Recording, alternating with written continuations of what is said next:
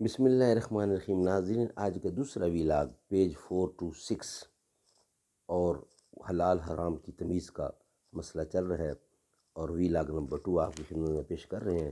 قرآن کریم کا ترجمہ، تشریح اور تفسیر لا رہے ہیں۔ معارف القرآن جلد اول، سورۃ الفاتح سے سورۃ البقرہ، پارہ اول تا پارہ تیسرا، رکوع 8واں۔ رائٹر اس کتاب کے حضرت مولانا مفتی محمد شفیع صاحب رحمۃ اللہ علیہ، جو کہ مفتی اعظم پاکستان ہے۔ بسم اللہ الرحمن الرحیم۔ الحمد للہ وکفا وسلام علی عبادہ الذین اصطفیٰ۔ قال النبی صلی اللہ علیہ وسلم خیرکم من تعلم القرآن وعلمہ۔ بہترین لوگ وہ ہیں جو خود بھی قرآن پڑھیں، دوسروں کو پڑھائیں، سکھائیں اور لکھائیں۔ مسجد تو بنا دی شب بھر میں ایمان کی حرارت والوں نے، من اپنا پرانا پاپی ہے، برسوں سے نمازی بن نہ سکا۔ کیا خوب امیر فیصل کو سنوسی نے پیغام دیا، تو نام و نسب کا حجازی ہے پر دل کا حجازی بن نہ سکا۔ ہر وہ چیز حلال و حرام، حرام و ناپاک دوا کا استعمال خواہ پینے میں ہو یا خارجی استعمال میں، باتفاق فقہائے امت جائز ہے۔ ان شرائط کا خلاصہ 5 چیزوں میں ہے۔ نمبر 1، حالت اضطرار کی ہو، یعنی جان کا خطرہ ہو۔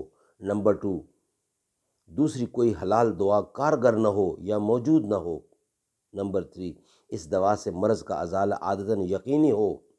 نمبر 4، اس کے استعمال سے لذت حاصل کرنا مقصود نہ ہو۔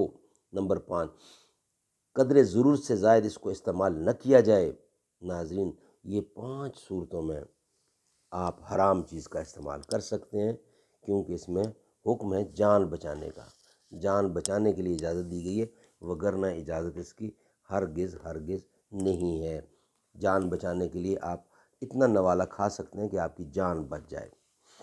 میں لب کشا نہیں ہوں اور محو التجا ہوں، میں محفل حرم کے آداب جانتا ہوں۔ کوئی تو آنکھ والا گزرے گا اس طرف سے، طیبہ کے راستے میں منتظر کھڑا ہوں۔